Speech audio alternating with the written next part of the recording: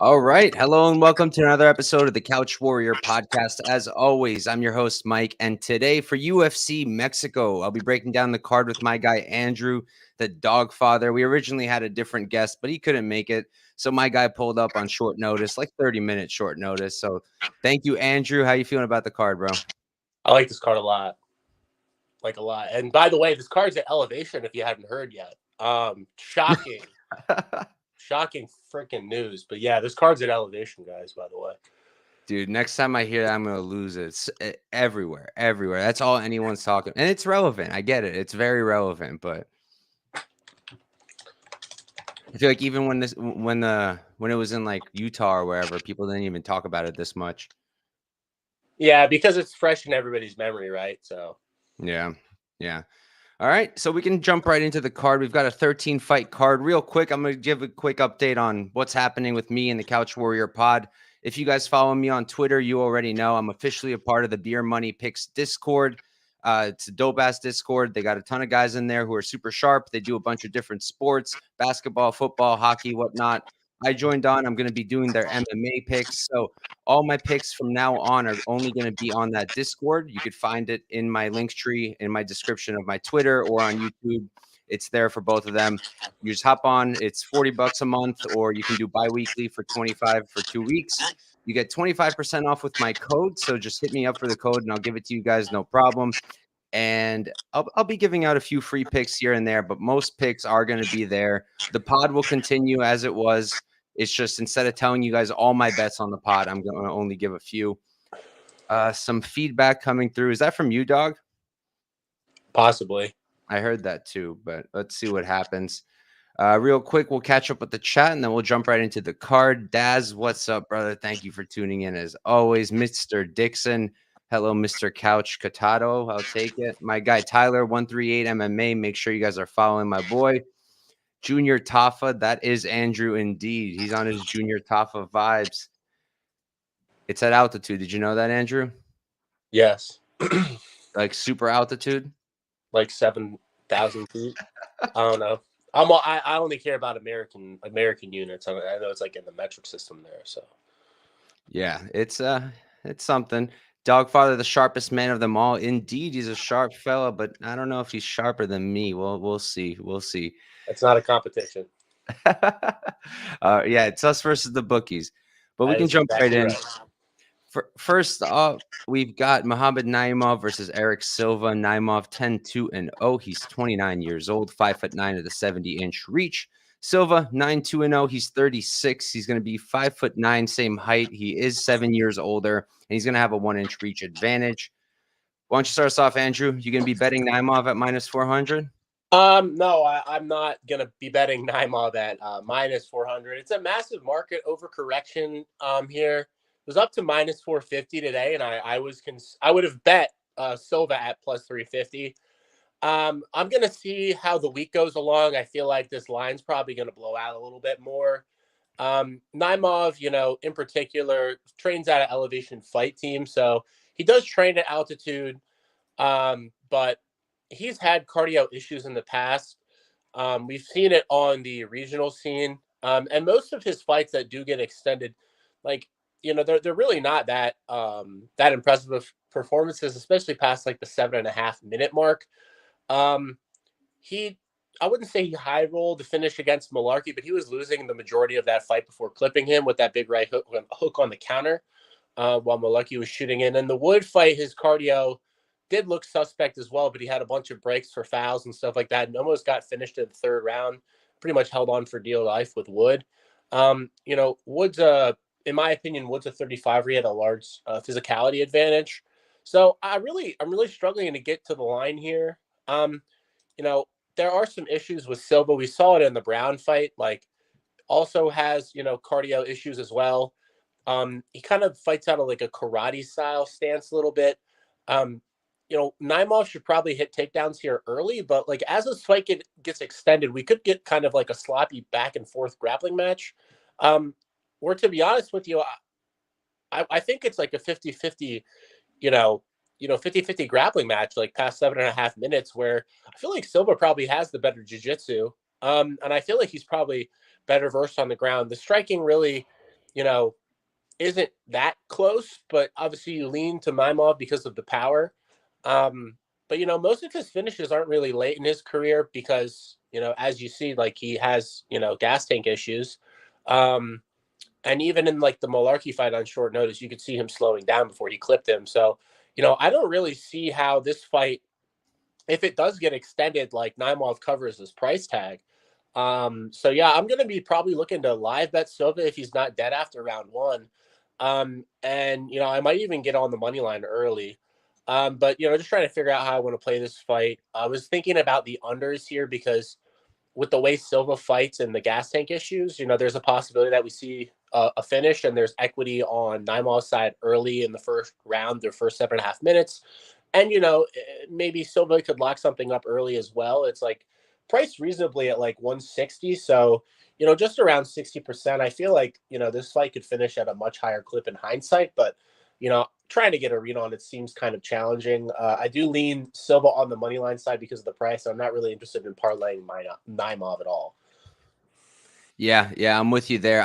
I'm really shocked to see how many people are parlaying Naimov, and they're doing it super confident. And I just don't really get it. They're talking about him training at elevation, so he'll have good cardio, but he's been training at elevation, and I don't think his cardio is that good. So why is it magically going to be better just because he's in Mexico at elevation? Like, doesn't really make sense to me. I don't really think he's a good striker either. I think he's relatively low output. He's not really throwing much straight down the pipe. He's okay. Silva's not a stud striker either, but I think it's relatively even, maybe slightly Naimov.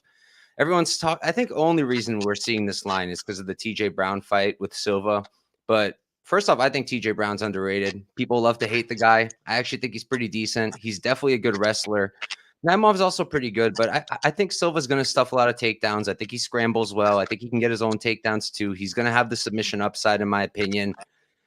It's just he's 36 years old. I'm not a super fan of his striking. I can see him also fade if Naimov starts pushing the grappling as well and he's not getting his submissions. It's an iffy fight, but all I can say with confidence is I'm not playing Naimov at minus 400. There's no shot. If I end up doing something, we'll see. I'm going to pick Naimov, but I think Silva is live. I think that, honestly, I think he can win a decision. I think that he could sub him. Don't really see him knocking out Naimov, but I don't really see Naimov knocking him out either. So we'll see what happens. I think he's definitely live to get clipped early for sure. You think? He is 36 years old at this point. I mean, Naimov has defense isn't any good. If there's anything Naimov does have early, it's physicality and power. So the power holds too. I mean, the Malarkey knockout. I was holding a plus like 400 ticket in that fight, I think, and we got lucky, but it was a nice cash. Yeah, he was slowing down. If I feel like if Malarkey gets him down on the mat before he gets clipped right there, that fight's pretty much more than over. Yeah. So yeah, I'm gonna pick Naimov, but more than likely not touching this fight. And I think the one thing I am confident in saying is please don't parlay Naimov at minus 400. It's just not a good move. Yeah, I might get to a Silva bet this week. Plus 300. It's getting interesting. It's getting interesting. Might be a fight that I go back and take another look at. I will. But moving on, we've got this one should be a lot of fun. We got Victor Altamirano versus Felipe dos Santos making his return. Altamirano 12-3-0. He's 33 years old, 5'8" with a 70-inch reach. Dos Santos 7-1-0, 10 years younger at 23. He's going to be 1 inch shorter, same reach on him. I'll start us off here. I mean, I'm going to pick Dos Santos. I think he's got a lot more to offer. He's got a much higher ceiling. I really like the guy. He's classic copy and paste shoot box style. Terrible defense, relentless offense. He can grapple, he can strike. He's well-rounded. He's got good jiu-jitsu. I think his takedown defense is kind of weak, to be completely honest. And if Altamirano does choose to grapple, I think that could be a path for him to win minutes here. Dos Santos is active off his back. He throws up the elbows. He tries to get the subs, but he can be a little bit too comfortable there, and I don't love that. He's getting taken down nonstop in that Montaro fight. He got taken down against Paiva, and I'm pretty sure even Cop took him down once. So I think that's a little bit of a hole on top of the bad striking defense. But the more I look at Altamirano, I don't really see him getting the upset. I don't like what I see on the feet. He's an okay striker, but I think Dos Santos has a lot more weapons, a lot more tools. I think the pressure of Dos Santos will cause Altamirano some issues. And he's a decent grappler, but he's also got pretty crap takedown defense in his own right. And I wouldn't be shocked if Dos Santos came out here and took him down and was able to control him. So I'm going to pick Dos Santos. Do I want to bet him at minus 300? No. Minus 285? No, not really. But that's going to be my pick. I don't think I'm going to end up finding a way to tackle it, though. The ITD is not too great. So what do you think, dog? Yeah, I mean, I'm not going to advocate for an Altamirano bet, but I do think he's definitely the side at this price. Another classic, market overcorrection for somebody losing a fight and overperforming in their debut. Not really interested on backing Dos Santos here at the money line side. I do really like his upside, though. Like you said, classic shoot the box style guy, and he has the intangibles to sort of be something, but to the level that he's going to get with his current, with the takedown defense and this fight with Altamirano, it is a little concerning because the one thing Altamirano does really do a great job is like mixing in a very well-versed MMA game. And like, he's very funky. Like his striking's very odd. He hits you at weird angles. He has good head movement, and he kind of has a style that can make fights close. And if there's anything that I think this fight's going to be, it is close. I do, think Dos Santos is going to win the fight. So it's hard for me to bet Altamirano, but with the takedown defense issues and the way Altamirano does like constantly mix in the wrestling, like there is a possibility that like he does get on top, like in a close round near the end. And then all of a sudden, you have a 50-50 round that turns to 60-40 because Altamirano landed a takedown in the last 30 seconds. And you're holding a minus 285 ticket. He seems like a really hard guy to get out of there too. He's had some solid performances, and I know his takedown defense isn't the best, but like if you're looking at the Elliott fight, like Elliott's an elite wrestler. Like I feel like Tim Elliott doesn't get a lot of credit for how fantastic of a wrestler is. He took Tagir Ulanbekov down a bunch of times. He took Makayev down a bunch of times. If you solely look at the Elliott fight, you think he's got shitty takedown defense, but he does it's okay, right? And Dos Santos wrestling is not going to be at the level of a guy like Elliott. So if anything, like I lead Altamirano on the money line side here again. Definitely feel like there's value there because of how he fights. But it's hard for me to see how like Dos Santos just doesn't walk through everything and just kind of like do what he kind of did to Cop, except Altamirano doesn't really have the stopping power to keep him off of him. So I guess I want to pick Dos Santos as a winner, but I do certainly like see how Altamirano is the clear side here at the price tag. Yeah, I think anybody who's holding like Dos Santos in a parlay or something a minus 285, I don't think they're going to be very comfortable. I could see Altamirano stealing at least a round with the grappling. But yeah, I feel okay. I feel okay with parlaying Dos Santos because I do think he wins, just to bring the price down. But from like a straight betting him straight like at this price, I don't know. I don't see it. Yeah, and I'm seeing a lot of people in the chat on the under. It makes sense to me, I guess, but like Altamirano's pretty durable.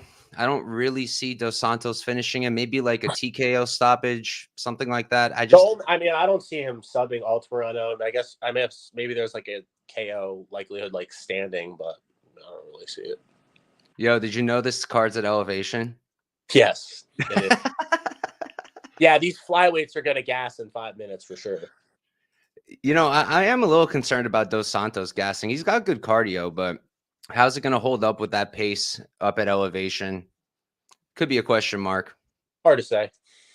Yeah, but I don't know. I think the under is kind of rough just because at that point, just bet Dos Santos ITD unless you think Altamirano can maybe get a late finish or something. Because I don't really see how the price might be worse. Like I don't even know what his ITD price is, to be honest with you. Oh, let me check. The under's like plus 190, 200. Mm-hmm. And then his ITD is +1. It's the same price actually. So never mind. If you're gonna Yeah, do it, so if you like Dos Santos ITD, you just play the under, right? And you get some finish equity on the Altamirano side. So I can see if folks think that Dos Santos is finishing with inside the distance here. Like you just play the under and you get to bank on like both, fighters KO equity within 12 and a half minutes. So yeah. All right, we can move on to the next one. We've got another flyweight fight. We've got Luis Rodriguez versus Denise Bondar. Rodriguez 15-2-0, 24 years old. He's 5'6" with a 65-inch reach. Bondar 19-4-0. He's 31, so he's going to be 7 years older, same height, and he's going to have a 4-inch reach advantage. Why don't you start us off, dog? yeah, I bet Bondar here, and I know it's not like a popular bet this week, but from what I see from Rodriguez on tape, like he's pretty low output. He's good at countering. I do like his boxing and striking. He switches stances well, but I do have questions about his gas tank because he is pretty like low volume. And in the one decision fight that I did see that went to split, it's like he's giving up like the second and third round by just like not putting enough out there. And if I do know anything, like Bondar does seem to have pretty good cardio, and like he didn't slow down at all to Hernandez. And I know the fight isn't like a great look because of how he's finished in that fight, but he did have moments. And when he does stick to the basics and throw like a jab, 1-1-2s, calf kicks, body kicks, his striking is improved from his regional tape. Like on his regional tape, it was mostly just like wrestling and grappling that got him a lot of his wins. So he has that in his back pocket. And that's really why I lean with him. Like on top of him having pretty good striking, I do think he has a cardio edge, and I would have to think he has a grappling edge here because I haven't seen enough from Rodriguez on his tape for me to think that he could stuff a bunch of takedowns and keep up with the pace, because in his fights that I see, they're pretty low output, and he's not really able to push a pace to separate himself. So if in a fight that I think probably goes to decision, like I'm going to lean with the guy at plus money who I have more data to back essentially that he can fight hard for 3 rounds and push that pace. On the Rodriguez side, he's been fighting in Lux Fight League for his past couple fights against I would say less than solid competition. So I think when folks are going to go and watch their tape, they're going to go, oh wow, this guy's pretty decent. But it's like, dude, I don't know how good this guy is. Like I'm seeing him fight like pretty much nobody's. And I just watched Bondar go a pretty decent 3 rounds with Hernandez, who I rate pretty highly. So I have to back Bondar at this price because I just know more about him. And I feel like I saw improvements from his regional tape to the Hernandez fight. So yeah, that's kind of how I'm looking at it. And I understand why the market is betting Rodriguez, because they think Bondar is a fraud or he's terrible. And they've watched his last few fights and they've watched him lose and the way he's lost. But I don't really think if you watch them fight, you go, oh wow, this is a clear side. Like I think this is a pretty close fight, and I'm going to lean with the guy who I think has the cardio edge, who I have more data to support. And it's really just as simple as that. Yeah. I honestly, I'm tending to lean the same way. I didn't think I was going to touch it because Bondar was the favorite originally, but I don't know. This guy, Ronaldo Rodriguez, Ray Rodriguez, I don't know which one's his actual name, but he looks really, really decent. He's 24 and he is improving. He had that contender series fight against Rivera that he lost, which is a pretty rough look, but that was about 4 years ago. So he was like 20 years old. Seems to be improving. I like his striking actually quite a bit. I think he's the better striker here. I like the body work, but the output's relatively low. And when he's not comfortable on the feet, when he's getting hurt, he's the one trying to grapple. And like you, I do think Bondar's the better wrestler here. I'm a little concerned about Bondar's not takedown defense, striking defense. I think he's pretty hittable. And this guy, Ronaldo, does seem to be a solid striker, like I mentioned. Has a little bit of a pop to his punch. But he's got 12 submissions. He's the better submission grappler, in my opinion. I think he's the better offensive wrestler.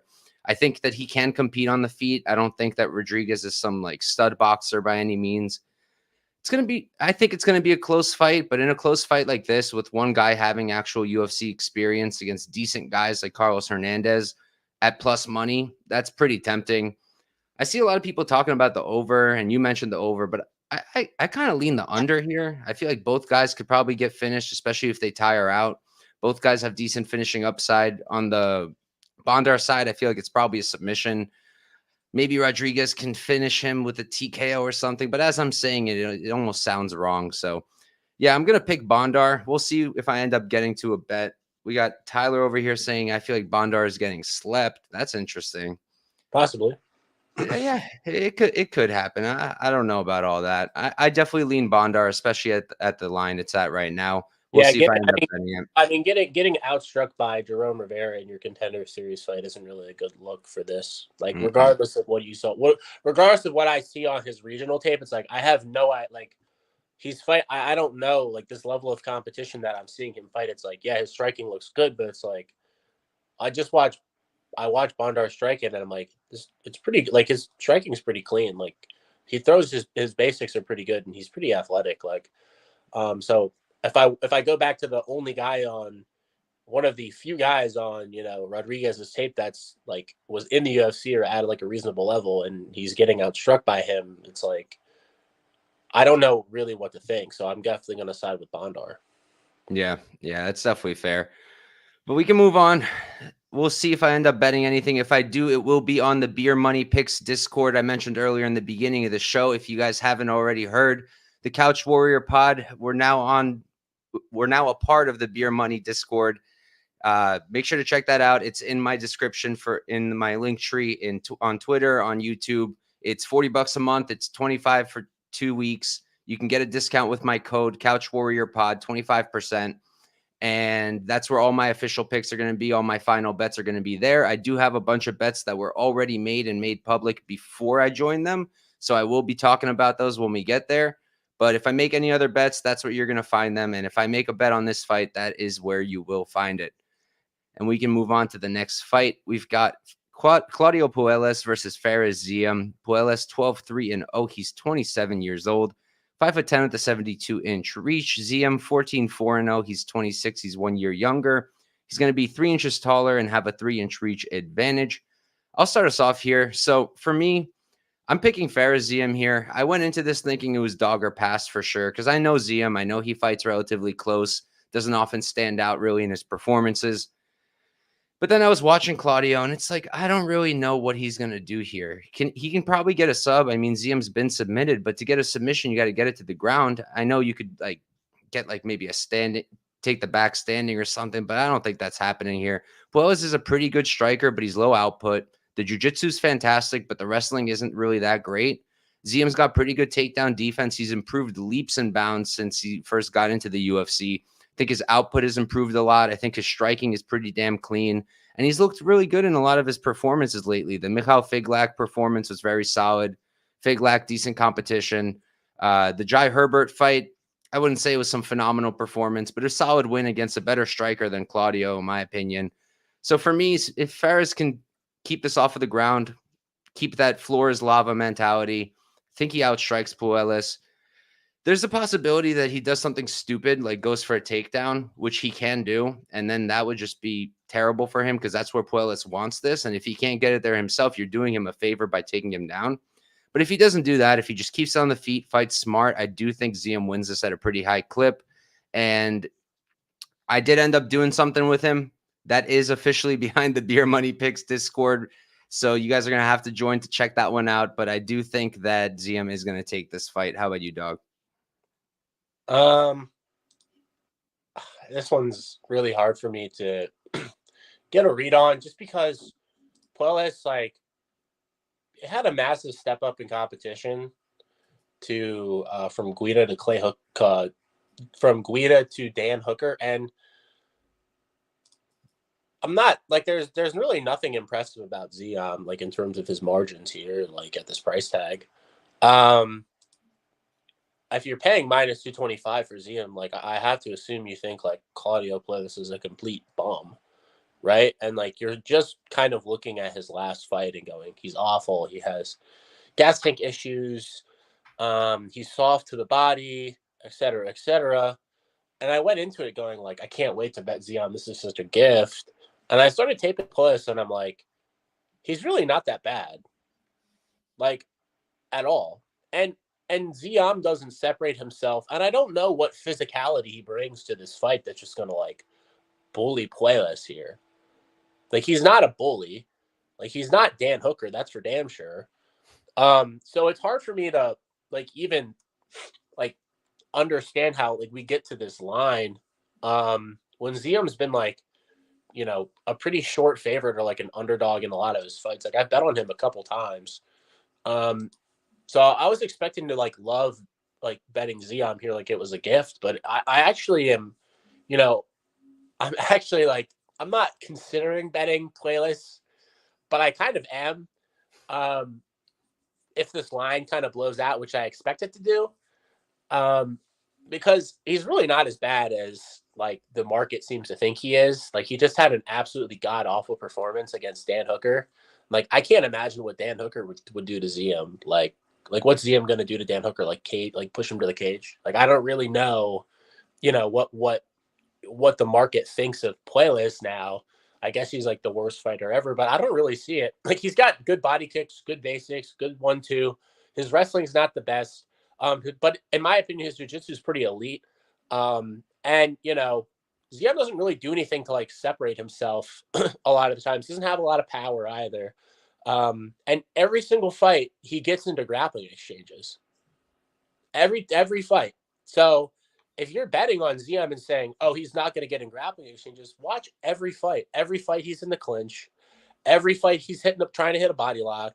Every fight he's trying to getting into a grappling exchange or locking up with somebody. So if you expect Ziam to skirt the cage for like 15 minutes and like point fight, I don't know how you get to minus 220. I don't understand it. So I am thinking about getting to a playlist bet because I think this line gets to something ridiculous where I'm like, Ziam minus 300, like in what fucking economy, right? Like, Yeah, I'm if it gonna gets have to there. bet. I think I'm gonna get to a point where it's like I have to bet playlist this week because what I see is what I see, and it's like he's not as bad as like the market seems to think he is, and Ziam is certainly not putting out the margins that you know, would lead me to believe he should be like almost like a 70% favorite now. He's blown out to 250. So I might get to a playlist bet. I'm not really interested in betting Ziam here, like obviously. But yeah, we'll see. I'm gonna have to think about it. Like Puelles doesn't seem like he's been at Killcliff. He looks like he's been at home or training in Mexico Hmm. with Rebovix and some other guys that like I guess he's friends with, and Jesus Pinedo from the PFL.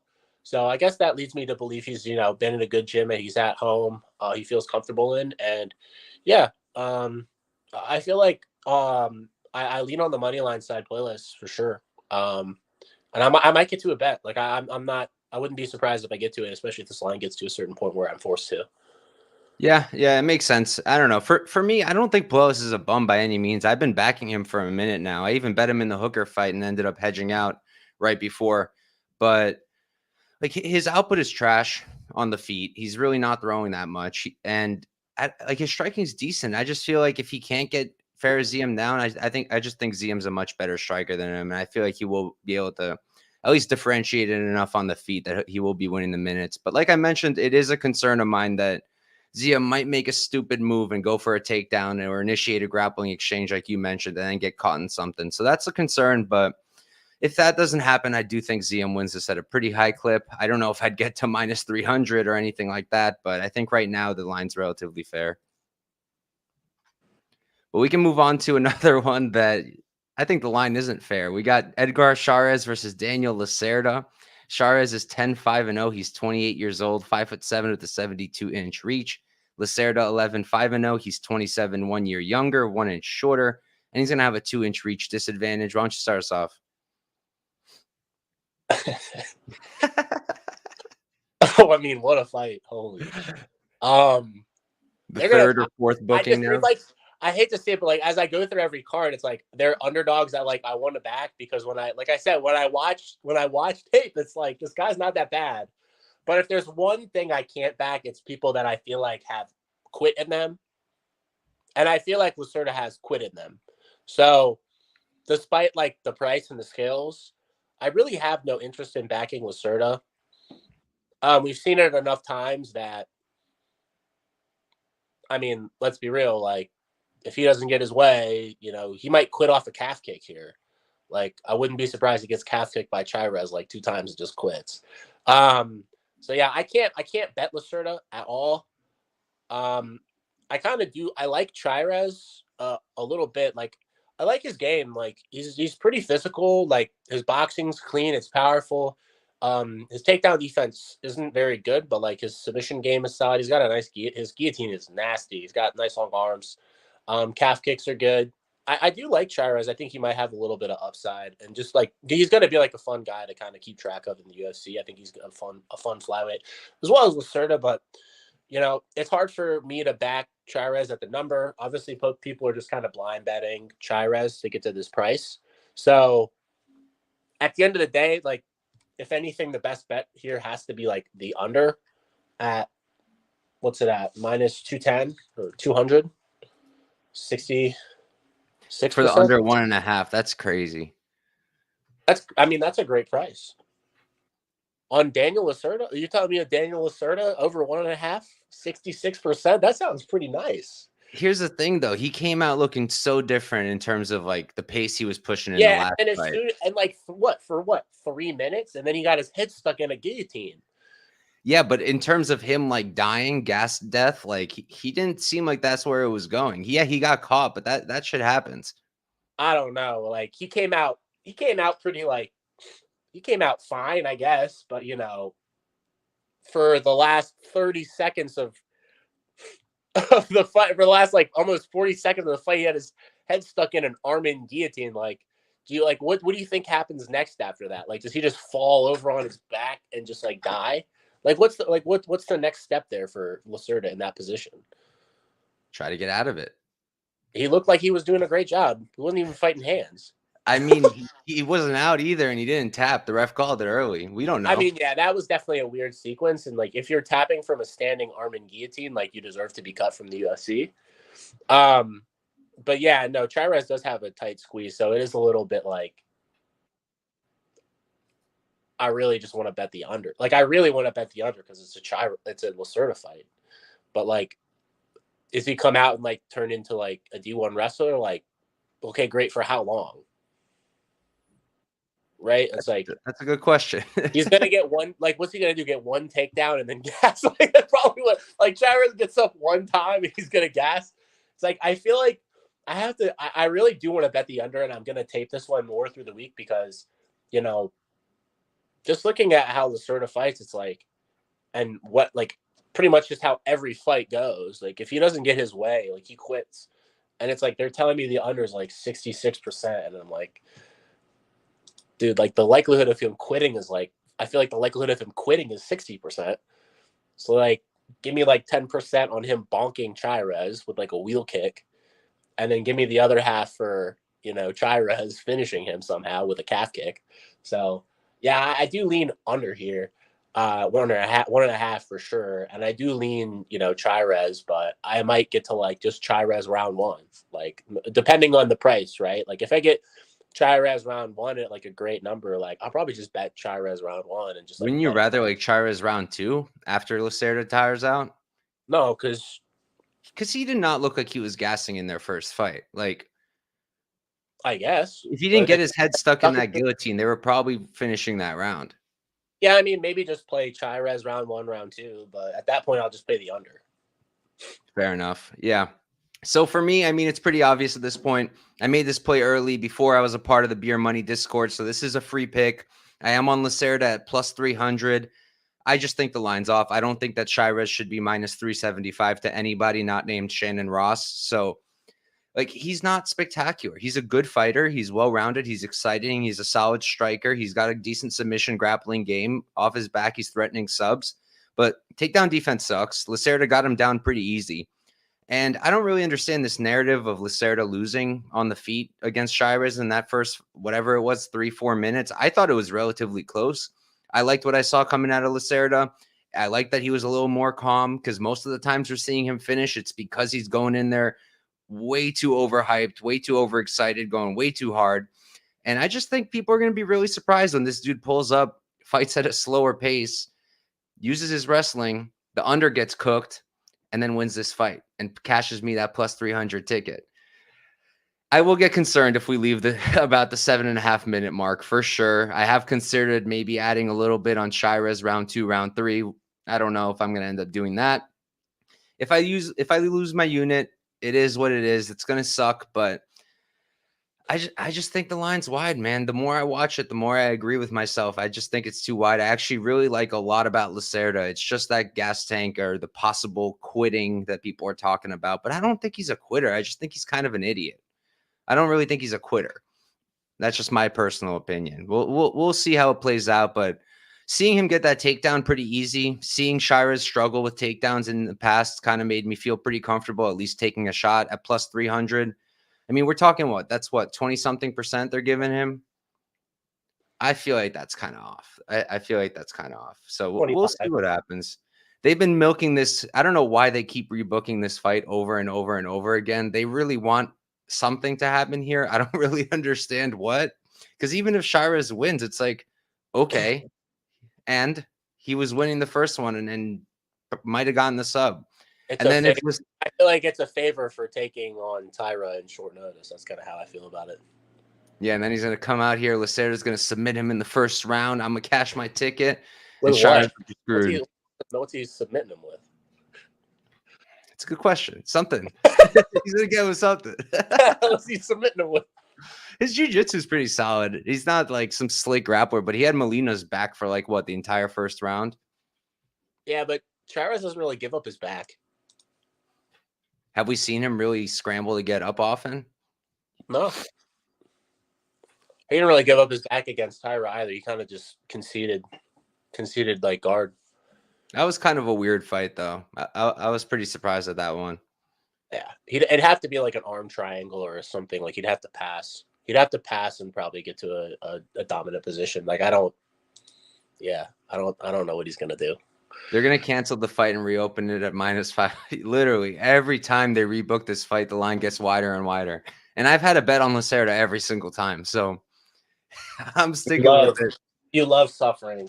You love suffering. I know. Masochist to my core. But all right, we can move on. Next fight up, we've got. Oh, I know we're disagreeing here. We've got Jesus Aguilar versus Mateus Mendonca. Aguilar 9-2-0, 27 years old. He's 5'4" with a 62-inch reach. The guy has a T-Rex stature. Mendonca 10-2-0. He's 25. He's going to be 2 years younger.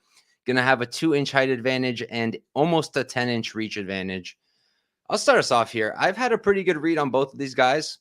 I did try to fade Aguilar in his Contender Series fight just because I didn't think he was any good. And that was just a shit show. Arison Ferreira just gassed the hell out, and then Aguilar took over. And Aguilar, I will give him props. The dude has that dog in him. He's the definition of fighting for your money. He will fight for your money till he's out of there.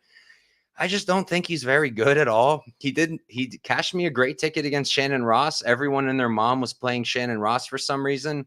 I hit my boy Aguilar. Did I think he was going to knock him out with one punch? No, I did not. But it was cool. It was cool to see. He clearly has power. He's a decent striker, but most of everything he's throwing are overhands or hooks because he has a 62-inch reach, and he's pretty much always at a reach disadvantage. His wrestling is pretty solid, but his takedown defense isn't that great either. He's kind of a guillotine merchant. He's going to keep hunting for that guillotine. And it might show up here. Mendonca does kind of stick his neck out. I would not be shocked. But at the same time, I do think Mendonca has good jiu-jitsu of his own. I could see him fighting out of anything like that, like a guillotine attempt. I do think he's going to be okay. I think he's a good offensive wrestler. I think his takedown defense is pretty good. I think Aguilar is going to have to really work to take him down. I like his striking a lot more. He's not some amazing striker, but I actually think he's pretty clean, pretty crisp. The hands are pretty fast, down the pipe, which is what you want against a guy like Aguilar who has a really small reach and won't be able to do the same thing. So I just feel like Mendonca skill-wise has him covered. It's just a matter of can Aguilar break him by doing what he always does, where he just doesn't stop moving forward and doesn't stop coming at you. I am on Mendonca. This is another play I made early on. It was -110 when I played him. I do not condone playing him now at like -160, -170. I felt like a pick'em was incorrect. I do think that Mendonca should be a slight favorite. Just think he's better overall. But I do give that dog to Aguilar. If anyone's going to gas here, it's probably Mendonca. Aguilar could gas too. He tires out. He slows down a little bit, but he's one of those guys who seems to push through it. So I think he's going to be all right in terms of cardio. But I'm going to pick Mendoza. I just think he's the better guy overall. But I know you disagree. Why don't you talk about it, dog? Yeah, this is. I mean, we got some dude from shoot to box with blue hair and awful durability and not very good gas tank against the Mexican DDP. So give me the Mexican DDP any day of the week at plus money. And I think there's something that a lot of folks that I've heard this week not really. Is it true? Are you kidding me? Hold up. No way. I'll be back in a second. This dude just got so excited. You guys see that? Nah, that's crazy. If that's true, I might have to bet that too. I think he's fucking with us, dude. I hate these people, dude. I would have put several dollars on that. I think my guy turned off his camera. No, because I flipped I have my phone up, so I would have bet that. So I would have you would have seen that thing drop to 1100 real fast. Because I would have been clicking the risk max the limit and then betting it. Yeah, no, that would be pretty crazy because I don't think he's subbing Mendoza, but I mean, who is this guy? Ban him. He's gonna have at least like 2 guillotines in. So if that was the line, but there's no way they're not gonna do that. Bookies aren't that stupid. Hey. Anyways, back on topic here, but yeah, I mean, I get the opportunity to bet like the Mexican DDP here. Like, I'm gonna take that opportunity. And the one thing that we don't know about Mendonca that hasn't really been mentioned this week is on top of him having like, you know, obviously like cardio issues, like even in the Nobre fight, it's like, you know, his cardio looks decent, but like he didn't get a ton of resistance. And I kind of in the Bashrat and like the Manus fight, he kind of seems like a dude that has to get his way to look number one like a favorite, and then number two to, you know, win in general.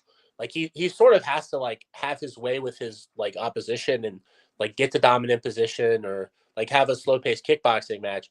And there's one thing that I know Aguilar is not going to do, and that's going to let him get his way. Like he's going to be like yanking on his neck every single time he shoots. He's going to be fighting to get up every single time he gets put on the mat. He's going to be closing distance and putting Mendonca on the back foot, where we don't really know how good of a striker he is on the back foot, like at this level, because in most of these fights, he's the one pushing the pace and he's the one, you know, exchanging. Like in the Manus fight, he's going right in for a double leg.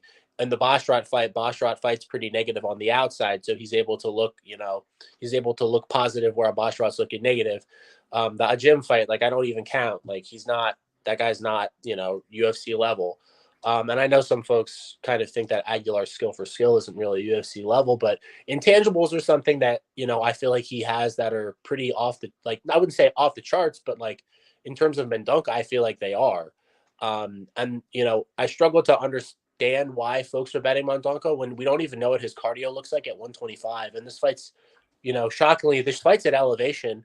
And it's like, yeah, they're flyweights, but if he's already shown me issues at 35 with cardio concerns and output concerns and getting stuck on his back in round 2 and round 3, and you're telling me I have one sample size of him fighting at 125, he shot for a double leg, got stuffed and pulled the heel hook and got knocked out. How the hell does anybody know if he can fight 3 rounds at this altitude against a guy who's going to push a hellacious pace? How, like, that's why I just don't understand this line. Like, and no matter how much you think Aguilar sucks, you know, he's got 1 minute of cage time in the past 18 months. Tyra fight was a minute. Ross fight was 15 seconds. You have no idea how much this guy has improved over the last 18 months. He's the same age as Mendonca. So there's a lot to be said here about why I bet, you know, Aguilar pretty big at, you know, 120. And I'll probably add if this line blows out, because I really do think the price is completely wrong. And I think it should be flipped. You know, the shoot the box style, you need guys with, you know, plus durability, and you need guys with plus cardio. 2 things that I really don't know if Mendonca has. he's a good grappler. Like, he will get Aguilar down. I'm 100% sure of that. There's no question he's going to get Aguilar down. Will he keep him down? I don't know. And if he finishes him in round 1, because he's very dangerous, then yeah, sure, I throw my ticket out. But if he doesn't, like, what does this fight look like? Like, do you want to be holding minus 160, 165 on Mendonca when we don't even know what he looks like past, 3 minutes at 125 at altitude against a dude who pushes a hellacious pace? I don't get it. Like, I actually think Aguilar should be favored at like 55, 60% here. Yeah, that's fair enough. Like I said, I wouldn't play the current line. Excuse me. But like with Mendoza too, though, like Nate Manis, I think we were both on that one. I don't remember. Yeah. Pretty sure we both were. Nate is like bigger, and the only concern anyone really had was the weight cut. And I wasn't really that worried. It felt like he was going to do it just fine. Thought he was a more powerful guy, the better striker, and the line was just crazy. But like, and then Basharat is leagues better than Aguilar in the grappling, and he was able to stuff some of those takedowns too. He made Basharat work for him. Aguilar will probably get takedowns, but I think it's going to be pretty hard for him. And even in the Arison Ferreira fight, like if Ferreira didn't fight like a moron and also get exhausted, he was probably going to win that fight. But Aguilar was able to turn it into a shit show and was able to get that submission and to tap him out with the guillotine. I don't really think he's going to sub Mendoza. Personally, I just don't think so. It's shocking that you think that that Mendoza will fight smarter than Ferreira will. I trust him to fight a little bit smarter than Ferreira. Ferreira fights like an idiot every single time. I don't think Mendoza necessarily fights like an idiot. And I do like his hands a lot also. I like his hands a lot more than Aguilar's. His striking is fine. His striking is fine, yeah. I just feel like Mendonca's just going to get under everything. What do you mean under? Like literally just be shorter? He's just going to shoot under. Like he's going to be under, like he's going to just shoot under every punch. Like Mendonca seems to kind of just throw a lot of straight punches and leave his head up in the air a little bit. Like I feel like perfect opportunity for Aguilar just to shoot a double under him. It's too late, Steve. You'll never get them again. This guy loves to mess with me. But all right, we can move on. Next up, we've got Christian Quinonez versus Raoni Barcelos. Quinonez, 18-4-0. He's 27 years old. 5'8" with a 70-inch reach. Barcelos on the other side, 17-5-0. He's 9 years older at 36. Same height, but he's going to have a 2-inch reach advantage. Why don't you start us off, dog? I like this fight a lot. I don't really want to pick a side here. Obviously, I'm going to lean with Barcelos because I really like Raoni Barcelos. A lot of reasons, why you would back Raoni Barcelos here. Wrestling upside, he's a good striker. He's proven in the UFC. He's a little bit older, so I do have kind of some durability concerns. Like getting rocked by Victor Henry is not a great look. Like getting, knocked out the way he did against Umar on like a very weird knockout is kind of a weird look. I thought he looked great against Kyler, especially like later in the fight when he started to kind of get his way and get his wrestling going. But I'm not really interested at his price because of the age concerns, and I don't really have any interest in Quinonez because I have concerns with his striking defense and his durability. And I feel like Raoni pretty much kind of has him covered for the most part, outside of like maybe just danger factor, with the hands, especially just like pure, power and maybe some athleticism. So I decided to play the under here when it was like, the line was crazy when I bet it. It was like plus 160. It's like closer to, 155 now. Wait, for two and a half? What? 2.5?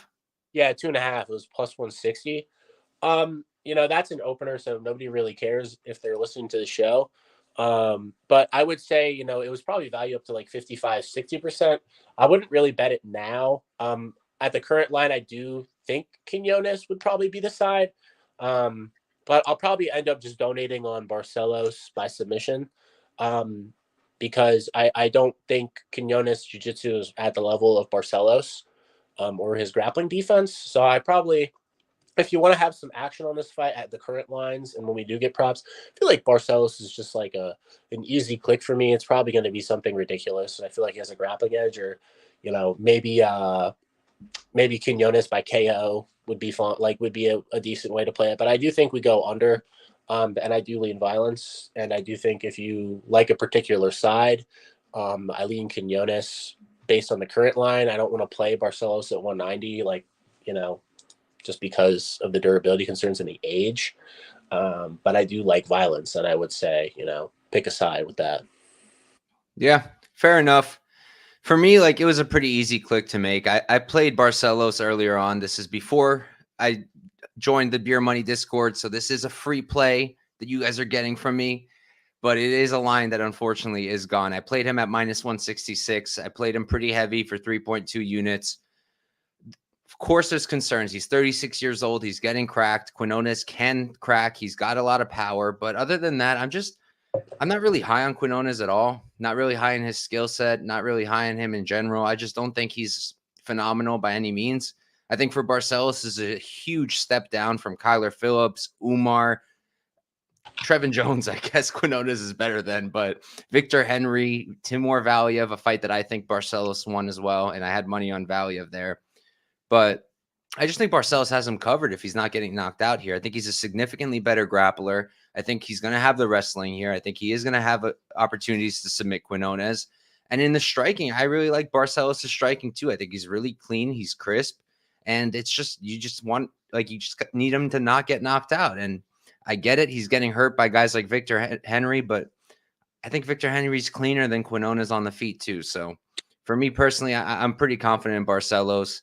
You look at the record, 1-4 in his last 5. I can see why the line's even close, because I originally didn't think it would be playable. I thought they were going to open Barcelos up at like -250 or higher. So when I saw -166, I bought in. I think it's a pretty good spot, and we'll see what happens. If I can get that sub prop at a decent number, I'll definitely sprinkle that too. But we'll see what they open it up at. I'll be donating. Got to do it. Got to do it. Bookies need our money sometimes. They got to eat too. Bookies got to eat too. I'll be done. I'll be there no matter what. I'll be donating. But all right, we can move on. Next up, we've got Manuel Torres versus Chris Duncan. Torres 14-2-0. He's 28 years old, 5'10" with a 73-inch reach. Duncan 11-1-0, 30. He's 2 years older, same height, and he's going to have about a 1-inch reach disadvantage. I'll start us off here. I did not think I was going to be on Manuel Torres. I did end up being on Manuel Torres here. Obviously, there's the concern of what happens if this leaves the first round, because he pretty much hasn't done it. I don't know if he ever – I think he's been to a decision once, right? And that was the only time he's been over it. Other than that, all his fights have ended in the first. But to me, this seems like a setup for Quinonez. For Torres, sorry, mixing my guys up now. He's a really solid striker. I like a lot what I'm seeing from the feet. I think he's explosive. I think he's powerful. I really like the front kicks, the kicks in general. The striking is nice, crisp. He's not throwing anything crazy. Chris Duncan's good, but if you're betting him here, I'm assuming that you're thinking he's wrestling. And I think Torres has pretty good takedown defense from what I've seen. He's doing everything right to keep it on the feet. The underhooks are there. The hand control is there. It's just a matter of, is he going to tire out? If it leaves the second round and Duncan's shooting nonstop, sure, yeah, he might be live. But Duncan's chin is pretty damn concerning. The Charlie Campbell fight was very concerning to me. I know he got the finish there, but he got hurt twice? Omar Morales hurt him, and Morales doesn't really hurt anybody. He's actually a decent striker in his own right, but he doesn't really have a ton of power. So to me, that wasn't really anything.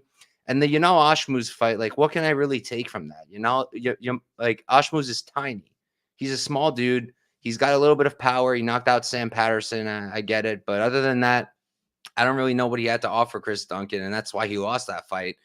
For me, it's like, if Duncan's not getting takedowns, I think Torres is going to light him up on the feet. I just think he's a lot cleaner. I think he's a lot more powerful. And I think he's going to – I personally think he's going to put Duncan out. How about you? Yeah, I was not really thinking about betting this spot, but, I kind of looked at the card in advance a couple weeks as typical. And I looked at this line probably 3 weeks ago, and I every single time I checked, it kind of just kept teetering down and down closer to pick'em. I think Torres opened up pretty wide. So I went, all right, I know both of these guys. Why is this a pick'em? And then I started taping it, and I went, hold up. Torres is probably going to, knock him out in the first round. And there's a lot to be said about like Torres is striking, like I think it's pretty elite. Like I hate, like I know, folks look at the striking defense and it's not great. Like he kind of will just get into the pocket and swing. He does not move his head at all. But like offensively, like this guy does some pretty cool stuff. Like he'll cover hands as he walks forward, like from southpaw to orthodox, while he's like throwing front kicks and knees.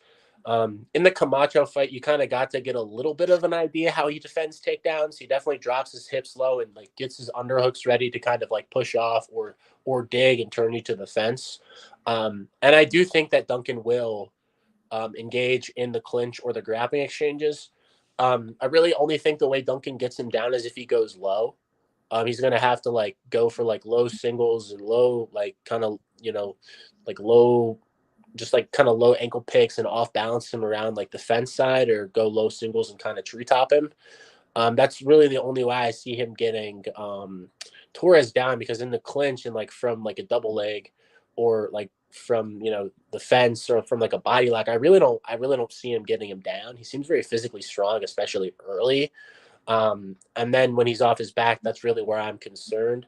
But outside of that, I really feel like his striking seems pretty impressed. Like I'm very impressed with his striking. Like it's not just like, oh, he's knocking these guys out. It's like there's actually kind of a process to it. In the Moda fight, you could see that he was constantly getting clipped with his left hook every single time he decided to enter. So instead of giving Moda the option to hit him with the left hook, he switched to southpaw so he could enter with the elbow over the top, which is like, the highlight reel knockout. But if you watch that fight and you watch him switch his stance, it wasn't because he was like, oh, let me just throw elbow time. He was getting constantly clipped with his left hook, which Moda has a fantastic left hook. And he said, all right, I'm going to take this weapon away from you, where that lead hand is no longer available and Moda can only throw the two. So instead, you can see Moda goes to throw the check hook again, and he enters with his elbow where he's opened up. So like, there's just little things like that I'm picking up in his striking game that I'm like, this is much better than what I see Duncan on tape, which to me is very basic, like 1-1-2s, like nice kicks, athleticism. He's got a good skill set, but I don't think he's at the level of striking that like Torres has, in just terms of like physicality, power, and from what I can see, some striking acumen. Really, just the concern is the grappling, and like, yeah, sure, if Duncan gets him down, we could see some problems, but like we also don't know. And we don't know like what the cardio is like. We assume it's not good because of how he fights, and like definitely in the Camacho fight, you could see him like huffing and puffing. But it's like he might be one of those guys that like looks tired, but he doesn't gas. Right? It's like we see this plenty of times where it's like, oh, this guy's got shit cardio. It's like, do we know if he has shit cardio, or does he just look tired because he's yoked? Yeah, I mean, he's training at elevation. We know that at least. Yeah, I mean, but like at the end of the day, like we're just assuming things that we have no data to back up, right? So, you're better off just like flipping a coin, right? And saying like, oh, it's 50-50. It's like you're giving me pick'em for a guy that I think could murder this dude in the first 7.5 minutes of this fight, that has durability concerns that I really like his striking. Oh, okay, flip me a coin if he does that, and if maybe his cardio is better than I expect. It was a really easy bet at -112. I would pass at the current line and probably just play Torres round one when the props come out. He has some submissions on his record. I really wouldn't, recommend going Torres KO1, because who the hell knows? Maybe, Duncan shoots in something sloppy and he does have a decent guillotine, like, and seems like he has some decent grappling acumen. Like maybe he does lock something up and you feel like an idiot. And I bet you the round one price is decent enough that you could probably take a stab on it. I really think that's the way to play Torres at the current price. Duncan, you probably play like Duncan round 2, round 3, Duncan decision. Like I feel like the price on Duncan is fine right now to play on the money line side. I'm not really interested because I'm already locked into a Torres bet. But if you like the Torres side, just play round 1. And if you like Duncan, I would probably just live bet him. Like just wait. Like he might die. Like Duncan might die. And if he gets his wrestling going, like, maybe his line kind of shoots up a little bit. But if he gets his wrestling going within like the first 2 or 3 minutes of this fight and you think Torres is tired, like if you get 60%, who cares? Right? Like if you have to play a little juice to get Duncan live in this spot, and you think Torres is cooked, like just just eat some of the juice and play Duncan if you think he's the side after 4 or 5 minutes. Yeah, I'll be really surprised if he's wrestling, like getting takedowns early. I really don't think that's going to happen. So if you're going to, I like that live bet on Duncan if you're going to do that. Yeah, like I understand the concerns with Torres cardio, right? But like I don't know. I don't know. Yeah, just a guess. Everybody does this like all the time, you know. It's like with Bulgarian, I think when he was fighting. I did that. Yeah, I remember that. Yeah, I was on Bulgarian and like Bulgarian round 1, like pretty big, and it's like, so what if he has good cardio? It's like you're going to be holding a Francis Marshall ticket at Juice, right? It's like that sounds like a horrible, like even pre-flop, that sounds like a horrible idea, right? And it's like, okay, you're giving me Pick'em against Chris Duncan against a guy who hits like a truck. Okay, let me bet that. That sounds like a pretty easy click to make. Give me round 1. Like if round one Torres is like plus 300, like I don't understand why you don't put like a half a unit on that. Like I feel like that's like a must play. I'd be surprised. There's no way. They'd have to really mess that one up to do something like that. Yeah, who knows? +2. I mean, if it's plus 200, I'd probably play it too. Like they're telling you Torres round 1 is plus 200. That's 33%. It's like, okay, I'd probably click on that. Yeah. Yeah, I feel like he does put him away at a pretty high clip early. I really like what I saw from Torres. I went into it, like, you know me, I usually going into it already biased towards the dog, but I couldn't get to Duncan here. Speaking of dogs that I'm not going to get to, we've got Yasmine Jauregui versus Sam Hughes. Jauregui, she's 10-1-0, 24 years old, 5'3" with a 64-inch reach. Hughes on the other side, 8-5-0. She's 31 years old. She's going to be 2 inches taller and going to have about the same reach. Why don't you start us off? Yeah, Jauregui is a beast. I like her striking a lot, you know, pretty crisp, classic striking, good basics. She's powerful. Seems to have a really well-rounded MMA game. You know, obviously coming off the loss to Denise Gomes, like it is what it is. There were already durability concerns there, and like you saw it in the Lucindo fight, who a lot of people think is like this elite striker, but really she's like a jiu-jitsu chick from Brazil. Like she already had her brown belt at like 2021. Like she's in the UFC. This girl's not a striker, and like she's going life to death with her for 3 rounds.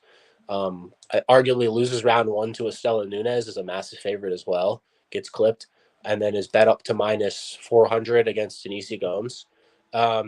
And like some of her Combate Global like opponents are pretty decent. Like Claire Lopez, like, you know, is fighting in Rising this weekend. She's pretty solid. And so I watched that fight, you know, pre-UFC, when I was considering betting on her like against Lucindo, but I ended up passing. And I haven't really wanted to back her since the Lucindo fight. So I always lean kind of against her now after watching that fight. So I am more interested on the Hughes side here because I do have concerns with like, I would say her durability and like, I hate to say it, but it's like I don't know how good she is at this level because it's like the Lucindo fight is super close. I know Lucindo's good. The Stella Nunes fight, like Nunes is a bit of a flake, and you know she lost round 1 and got clipped. If there's one thing I know that Sam Hughes is going to do, it's not flake, and she's going to fight for my money. She's super durable. Like I know that people think, you know, this is going to look like minus 1,000 early, but it's like, you know, she was getting clipped by who was this? Oh, Pinheiro early. And she kind of like dogged it out, you know. So once this gets past like the first round or like 7.5 minutes, and maybe Sam Hughes goes to her grappling, it's like, how do we get to 550? Like Sam Hughes has proved time and time again that she's like incredibly undervalued in this market. Like you saw it with Jacqueline Imarim, like the Rodriguez fight was close. Like she dogged out Elise Reed. Like, and some of her other opponents are pretty good, right? It's like, you know, Lumo Lukbumi fight was somewhat competitive. Like the Tisha Torres is like, Tisha Torres probably beats Jauregui like in her prime, you know, when they fought. Demopoulos is just a G at the end of the day. So, you know, I don't really understand how we get to this price on Jauregui with like what we've seen in the UFC. So I'm trying to figure out how the hell we get to 550 Jauregui, and like I don't get it. Like maybe, 75%, fine, maybe, right? Like minus 375%, like maybe I like maybe, but at this point it's like this is getting ridiculous, Like this is Sam Hughes is not a terrible fighter. Like Sam Hughes is not a terrible fighter. So as much as like I don't want to bet Hughes because I probably think she loses, it's like it's kind of getting to the point where it's like if she gets to like plus 450 or like plus 500, it's like I almost have to just like put like a half unit on it and just like not look at it because I know that the price is wrong. Um, we're getting up into the range where it's like she's like 85% to win this fight. It's like, is she really 85% to win this fight? Like, if you watch Sam Hughes fight, like I don't think so. What do you think a Sam Hughes win looks like? She just pushes her up against the cage and just like makes this fight like, dirty, and uses her grappling and just keeps it. But she doesn't stay at distance at all. She's just gonna like push her up the cage, try to get her down, turn her to the fence, try to mat return her, get her in her face, make her uncomfortable where she can't have like a pretty striking fight, and then use her pace and cardio late to kind of like squeak out some rounds. Like, essentially like you're paying for like a Sam Hughes decision, but it's 15%. Like, do I really like I don't know. Like if they fight 10 times, just how are you win 9 of them? Like I don't really know. That's pretty much what they're telling me. It's like 9 times out of 10, like Jauregui's winning this fight. It's like, do you have a decent read on her takedown defense at all? It seems fine. Like she seems to do the right stuff, but like Sam, if she does get going, like she can push a pace. Jauregui is probably a lot more physical than her, especially early. But it's like, she's good. Like I said, she's good. But I'm struggling to like understand, based on the performances that I've seen from Jauregui, it's like, how do we get to this line?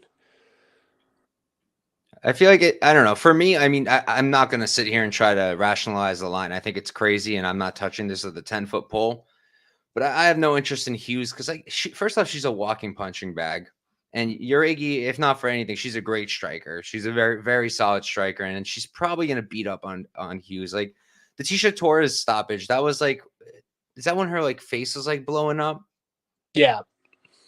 Like, I wouldn't be shocked if Jauregui was able to do, like, I'm not saying she'll get a round 1 stoppage, but I wouldn't be shocked if she was able to add that kind of damage to her face. Like, Jauregui's very solid striker. She's still stupid young, 24 years old. She's going to be improving fight to fight.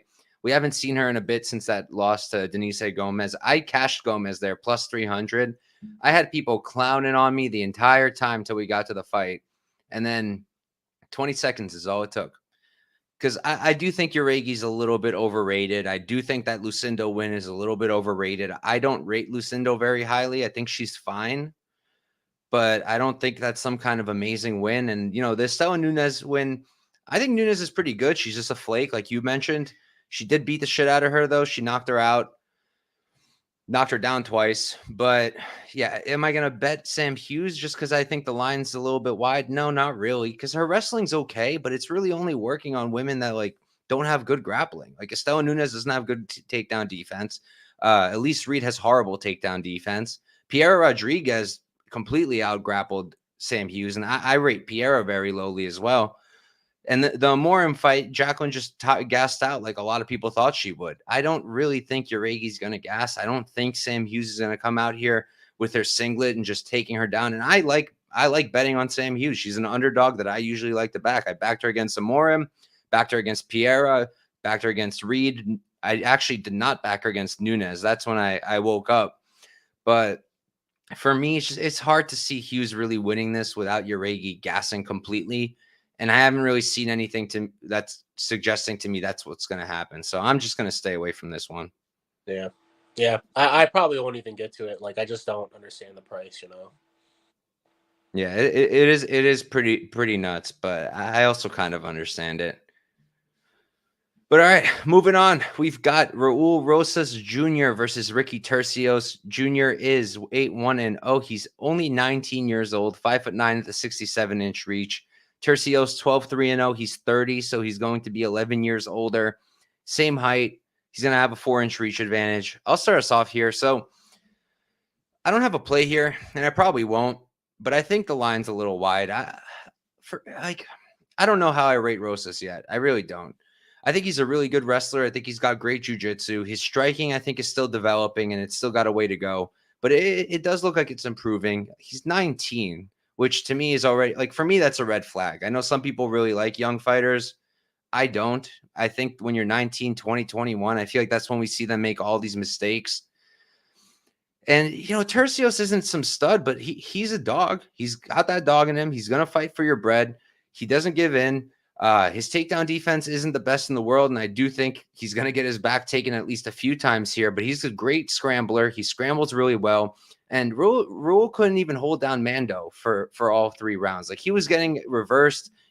Mando was getting top control in that fight, and if Mando Gutierrez can do that, who in my opinion is kind of like a guillotine merchant, why can't Ricky? Ricky's also got pretty good jiu-jitsu. I think he's a better scrambler than Mando. He's bigger than him. I think that in terms of striking, I think Turcios is probably the better striker. He's got pretty good output on the feet. He's a bit of an idiot, but that's really, for me, I think this line is really wide. I don't fully understand this line. And the only reason I haven't gotten to it yet is because I don't know if I want to put money on Turcios and just trust him with my money in general. But I just think it's wide because if you're backing Rosas, you're either thinking, A, he gets a submission, which I don't think he does, or you're thinking he's able to control Ricky all 3 rounds. And again, I haven't seen anything that tells me that. He's been reversed, and I don't see why Ricky can't. I actually really like the scrambling from Ricky. So I guess I'll pick Raul just because I can see him coming in and winning at least 2 rounds with the grappling, but there's no shot I'm backing him at this price. I think Ricky's a very live dog. Out of all the dogs, he's probably one of the ones I like the most. So, yeah, that's what I'm thinking. How about you? I think this line's accurate. You think so? Yeah, I think this is accurate. I'm not really high on Ricky. Ricky is a tricky guy to cap because of how he fights. He just sort of I don't want to say he's a weasel, but he just sort of finds a way to make fights close. He's somewhat durable. Pretty much lacks athleticism. He lacks athleticism. He lacks physicality. He's certainly lacking in both of those areas. And he's super durable and tough. And real quick, I do want to say, yeah, Matt, but who got more control time in that fight? Natividad's a good wrestler. I know folks are gonna shit on him for getting taken down by Natividad, but Natividad's a good fighter and he's a good wrestler. That's for damn sure. Ricky still out controlled him by a full minute. Yeah, and I know Natividad hasn't had the best results in the UFC, but it's John's.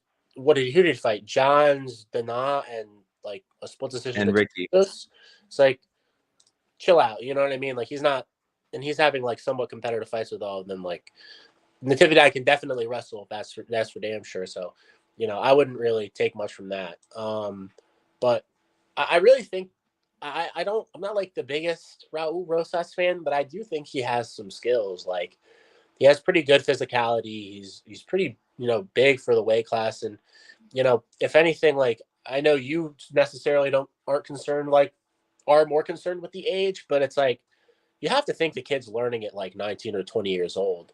I struggle to imagine that this kid's getting worse, or he's his IQ's getting worse, or he's, having, more brain farts in the cage at this age. So I do think the line is accurate because, I don't really see where Turcios is better than him. You don't think he's a better striker right now? No, I don't, because I said, the athleticism and the physicality and the power, just it doesn't really match, or the speed doesn't match Rosas. Sure, it might be a little bit trickier and slicker, but it's ain't shit behind it. You know what I mean? Is he gonna hurt Rosas in the feet? Is he gonna win moments? Probably not. Is he gonna win minutes? Maybe, but with what? Touching him with a little jab, 1-2, and he does little step off leg kick. Maybe. I don't really think Rosas is gonna let that happen. If I watch Rosas fight, he's gonna get in his face and either try to take him down or knock his head off. I played Rosas KO at plus 500 because I don't really think he's submitting Ricky. Like, I feel like Ricky's a super hard guy to submit. He's never been submitted in his entire career. He has great submission defense. And like the only time, he was finished was Mana Martinez, who's a guy who hits super hard early. I think Ricky KO or, Rosas KO 1-2 was probably like the best way to play the fight. Like if you want to have some action on it. I'm really not interested in playing Rosas money line just because, like you said, it's like a 19-year-old at 67, 68%, like minus 220, minus 225. I'll pass. But I do think like Rosas, especially round 1, round 2, like him bonking him is pretty live. Like we don't know how much better his striking is getting because he killed Terrence Mitchell. Like I know it's Terrence Mitchell, but it's like if you watch him strike with Rodriguez and you watch him knock out Mitchell like that, you'd be like, how the hell did this happen? Like that was pretty, like, I don't know. Like I got a little bit of something like, all right, this kid might be a little bit of a savage, and I do think he is. Like obviously there's concerns with the cardio, but gassing to C-Rod, gassing to Turcios, I'd be a little bit more surprised. I feel like honestly, like I wouldn't be that surprised. Turcios is a pain in the ass. Like, good luck controlling him. Like, good luck. That's gonna be really fucking difficult. Yeah, that's why I think he's gonna bonk him. Just because he bonked Terrence Mitchell? No, because Mana's a really good boxer. Like I know he hasn't had the best results, but he's a slick boxer. Raul is not. You're not going to see Raul out there in the pocket landing like slick. You don't have to be a slick boxer to outstrike Ricky Turcios. Yeah, but you got to be at least you got something. This guy's really not. He's got physicality and he's got pop and he's definitely faster. Yeah, fair enough. He's definitely going to come out like a bat out of hell and probably try to kill him. Personally, if I was going to play something, I think I actually even told you this when we were talking like yesterday. Yeah, I think the over is a decent look. I don't know if I'll get there, but I think that's a decent look, especially it's like minus 120. I don't like you. I don't think Rosas really subs him at a high clip, and I personally don't think he's going to knock him out. And I don't really see Ricky finishing him unless it's like some kind of death gas, which I don't really expect to happen. So I think we go to a decision at a high clip, and rather than pick a side here, I think that might be a better way to play it, at least for me personally. Yeah, we have different thoughts about this one. Yeah, definitely do. But all right, moving on. Next up, we've got Daniel Zellhuber versus Francisco Prado. Zellhuber, he's going to be 14-1-0, 24 years old. He's 6'1" at the 77-inch reach. Prado, 12-1-0. He's going to be 21, 3 years younger. Let me do my math real quick. 2 inches shorter, and he's going to have a 8-inch reach disadvantage. Why don't you start us off, brother?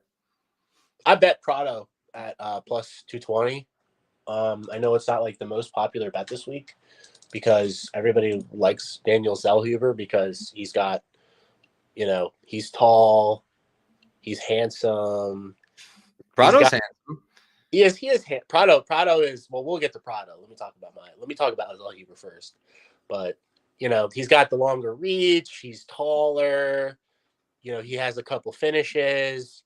But like in all of these fights, there's a pretty decent amount of adversity in all of them, right? It's like the contenders here, and I'll just because his level of regional competition is not great, and like we have a good sample size in the UFC from these past 4 fights that I really just kind of went back and taped these past 4 fights against like UFC level competition.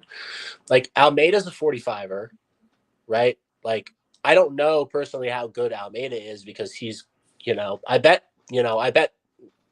Almeida against Philly because I thought he could knock him out. But it's like, all right, well, I don't really know how good Almeida is. He is going life and death with Trezano. Right, he gets slept by Philly, washed by Sabatini. Like, do I really know how good Almeida is? And he's a 45er. And Zellhuber styled on him in 2 and 3, but that's because Almeida gave him the exact fight he wanted, which is like a tit for tat striking fight where Zellhuber is going to probably win. And then he comes out and lays an egg against Ogden where he doesn't do anything because I seemed like he shit his pants because of the takedowns. And then like the Venata fight, he rocked him and almost killed him in round 1. And then, they had like a tit for tat striking fight where like Zellhuber just sort of has more gifts than Venata, so he wins. But once again, like Venata's a 45er. So it's like, if you watch them fight, it's like, holy shit. Like, Zellhuber looks like he's 2 weight classes bigger than Venata. And, like, Venata's still, like, using his footwork and getting inside on him and landing, too. And then Giago's fight, it's like, it's hard for me to know, like, how high I rate Giagos because, like, he is very dangerous early. Like, he's a solid grappler. And he does have, like, some power.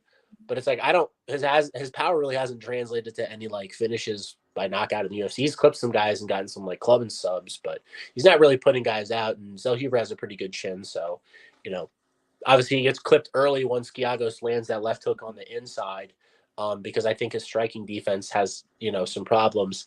And, you know, he came back and Giagos gassed like he normally does whenever you push a pace and locked up an anaconda choke, which, it was a great finish and it was exciting. But like all of these fights, they do have adversity. And I do have, you know, some concerns of like, what if a dude gets in his face for 3 rounds and like doesn't give him the fight that he wants that's in his weight class that's physical? Well, meet the Argentinian Drew Dober, Francisco Prado, who is, to me, a good kind of like, maybe not skill test for Zellhuber, but in terms of like the issues that I do see him have on tape, right? With like guys throwing big hooks inside and not making the fight pretty and getting in his face like Almeida did in round 1 and like Giagos did when he clipped him. I think Prado does those things on tape. If anything, he's a dog and he's going to fight. He's going to try to get inside and land big hooks. He's going to try to shoot double legs and get in your face. I know the Malarkey fight's not a good look. Like when like, you know, folks, you know, somebody said like, oh, he made Malarkey look like a D1 wrestler. It's like, I mean, yeah, Malarkey's a good wrestler. Like, when's Malarkey been a below average wrestler? Like, Malarkey's landed a lot of takedowns in the UFC. This guy's a good wrestler. And, like, it's this dude's UFC debut at 20 years old on 6 days notice across the world. It's like, oh, I'm sorry. Malarkey got some takedowns on him. Is Zellhuber shooting takedowns here? Like, so you're getting I'm paying, you know, 60, like 30, or what is it? He was plus 200, plus 220 when I bet him. So it's still there. Yeah, plus 220. Mm-hmm. Yeah, so I'm paying like, what's the problem? I'm paying what, 30 something percent? 31, 32%. I'm paying 31, 32% for this guy to go out here and fight for my money against a dude who I know is physical, who I know belongs at lightweight. Sure, he doesn't have as big of reach. Like, you know, that's obvious. Like, no shit, Sherlock, right? Like, everybody can read topology. But it's like when I see Zellhuber fight, it's like, I don't think Prado's going to give him that fight. It's like, yeah, Malarkey was kind of like jabbing him and like keeping him at range, but you know, I don't think he's going to give like Zellhuber that fight for 3 rounds where he's just going to get to stick and move and do what he wants, because I've seen it enough on tape where it's like he doesn't like guys being in his face like at all. Like, I've seen it enough times where Almeida's winning round 1 because he's just bombing on him. And like Zellhuber just doesn't know what to do off his back foot. He never does. Even though he's a featherweight, he's a big dude. He's bigger than Prado. Bigger in terms of what? Like reach? No, height, and I think his frame is bigger too. He's definitely not bigger. I'll tell you, Prado ain't ever making 45, dude. I don't know what you're seeing there. I feel like he's not that massive. He's a big dude. He's very like, he's a thick dude. Like, I guess, I mean, he made Malarkey look small. Malarkey's not a small lightweight. He made him look small? Yeah, go watch the tape. That's the fight I taped right before the show. I don't know, bro. Yeah, he like, in terms of thickness, like, he's a thick dude, like, and he's very physical. Like, he made a Zaitar, like, a Zaitar's a big lightweight, and he made, you know, he looked pretty comparable to like a Zaitar. Yeah. Like, it's not all about like, oh wow, look how tall this guy is. It's like, yeah, sure, like, you might be tall, but like, everybody could, like I said, everybody can read topology. Like physicality matters. And like, I know Zellhuber's super physical and he's big, but it's like, look at who he's fighting that has like a physicality advantage on him. Nobody. None of these guys have a physicality edge on him that Prado is going to bring to this fight. That in terms of power that Prado is going to bring to this fight, in terms of, you know, I guess like, you know, overall, like just aggression, that Prado's going to bring to this fight. And I see enough on Zellhuber's tape where he needs a pretty kickboxing fight that, like, he thrives in. And I don't think he has enough off the back foot where if Prado does get in his face, this line looks anywhere near accurate. Yeah. But he could also, right, like, he could also look like minus 500 if we get a pretty kickboxing fight, right? That's fine. I'm okay with throwing this ticket away. But if it doesn't go like that, there's a lot of Zellhuber parlays that people are going to be clenched cheeks, you know?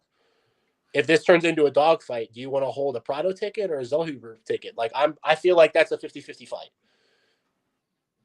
Yeah, I don't know. I went into it, I was positive I would at least be on Prado decision, no action, and I can't even get there. I don't know. I was like, my memory of him was much better than what it ended up being. Like against Malarkey, I felt like he kept struggling to find him. He had a really hard time getting it off against Malarkey, and like, sure, Zellhuber is not always moving laterally, but I think he moves at least as much as Malarkey, if not more. Malarkey's also kind of flat-footed most of the time, and Prado really struggled to find him there. The takedown defense to me looks pretty rough. Again, we're working with really just a Malarkey fight there in terms of takedown defense. No one's really shooting on him much in the regionals, a little bit, but not really. I think Zellhuber, I just think he's much cleaner on the feet. I like his striking a lot more. Prado, just a lot of winging hooks. He's going to have to close the distance. And yeah, Venata did it. Giago's hurt him. But like Prado doesn't really have much footwork. He's just forward plodding. Like he's not like jumping around. He's not moving in and out quickly. He's plodding forward slowly. And I feel like Zellhuber can take advantage. I feel like he can defend, like stay away from the big shots. If he's in trouble, I feel like he might have the wrestling here too. He only has one takedown we've seen recently. That was the Almeida fight, but it was a pretty decent takedown. And I didn't see Prado doing anything really well in terms of takedown defense. It looks pretty rough to me. And I was super unimpressed with the tape compared to what I thought he was from off of memory. He's got power, sure. Can he catch him? Sure. But even as Zaitar, like towards the end, as Zaitar was starting to land more and more on him, it looked like he was starting to find his range, his rhythm. And I just think Zellhuber is really clean. He's also 24 as well. Like they're both super young. They're both getting better. Like Lando Venata, he's a vet. Like that dude's a veteran. He's been around the block. I think that's a pretty hard fight for a guy who was his second UFC fight after losing to Trey Ogden. Even Giagos, I think, is a pretty tough fight.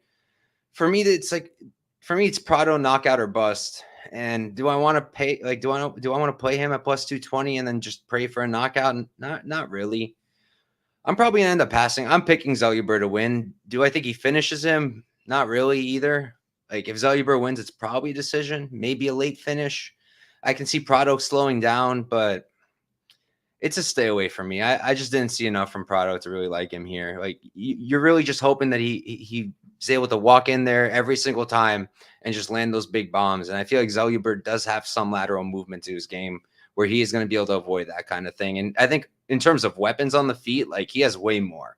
Prado's just got the same hooks over and over again. He's got a good jab. It's really it. I feel like Zellhuber's got a lot more to offer. He's got a lot of kicks, knees, elbows. I just like him a lot better in terms of just fighter to fighter.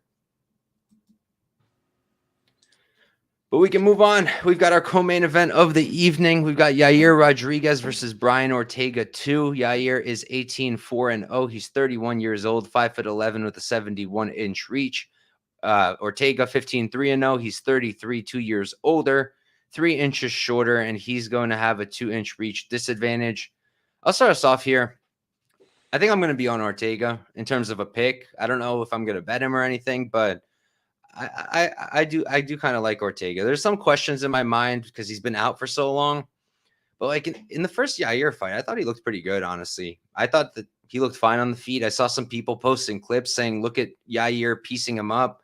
I certainly didn't see Yair piecing him up. Maybe I'm blind, but I didn't see that. I think on the feet, Yair's more dynamic. He's got a lot more weapons than Brian, but I think Ortega's still a decent striker. And I don't really rate Rodriguez's takedown defense too highly. I think that Ortega's got a significant grappling edge here, and I think he's going to use it, and I think he's going to win the fight probably by decision is what I'm thinking. I do have a play here. I made it a few days ago. Dog knows this. I thought it was 3 rounds, and they opened up fight goes at plus 190, and I was like, dude, this is crazy. And then I played it, and then Dog goes, bro, it's 5 rounds. And I was like, shit. But then, I was considering hedging out, arbing out, because the money has been coming in on Fight Goes anyways. People are betting it. Considered arbing out, but I actually like the spot. Even 5 rounds, I like the spot. I don't really think Yair's knocking out Ortega. I don't think that Yair's ripping his arm out again. And while I do think Ortega's got a significant ground edge here, I don't really think he submits Yair at a high clip. So at plus 190 for Fight Goes, plus 175, I think is the last price I saw. I actually like those numbers. I think that's pretty solid. I think we're going to go to I think it's 50-50 in terms of the fight going. And that is not where the line's at. So that's what I'm thinking. And then in terms of a side, I lean Ortega. Yair's going to be the better striker, probably more power, but I don't think the gap on the feet is insanely wide. And I think the grappling is wider with Ortega having the edge. So how about you? Yeah, I mean, I feel like Ortega is the side at the price, but it's hard for me to get behind like all the issues, like the layoff here, like the shoulder surgery. Like I'd have to do some more research. Like I don't know how his camp's been going. It's not like we're getting like a ton of updates here from him, like on social media. Like I'd like to know, right? It's like all the narratives and stuff on the Ortega side kind of like make me a little concerned. It's like when I look at the tape and I watch the first fight, like I wouldn't say like, quote unquote, like Yair was piecing him up. I think what's more important is that Ortega got him down. That I think a lot of folks are, kind of missing here. It's like we saw 2 minutes of the fight, and like Yair was landing a couple 1-2s, and then Ortega was doing his thing where he just kind of like gets hit by punches and just eats them on the chin and just continues to walk you down. Pushes him up against the cage and sort of just like drags Yair to the mat. And this is like 3 minutes into the fight. If you're betting Yair, it's like I don't know how we can watch that and be like, yes, Yair should be the favorite, even though Ortega landed a takedown in round 1, which is just like the best like part of his game, right? Is like being on the mat. So if I think Ortega can get him down, I don't know why I don't favor him to win this fight. So yeah, I definitely lean the Ortega side, but like, sure, he's an underdog, but is it like enough plus money at this point for me to be like, maybe he's fine? No, I don't think so. But what I will say is, in round 1, he was probably going to get lit up on the feet again, right? Ortega? Yeah, Ortega's probably going to get lit up for the first like 2.5 minutes. You don't think he was landing his own shots too? He was landing pretty nice. Not as clean as Yair, right? But like it was always going to look like that for the first 3 minutes. That fight was going to look like that for the first 3 minutes. Like when they rerun this fight, like if Yair is like looks massive favorite in the first couple minutes, I won't be surprised. Like that's what I'm expecting.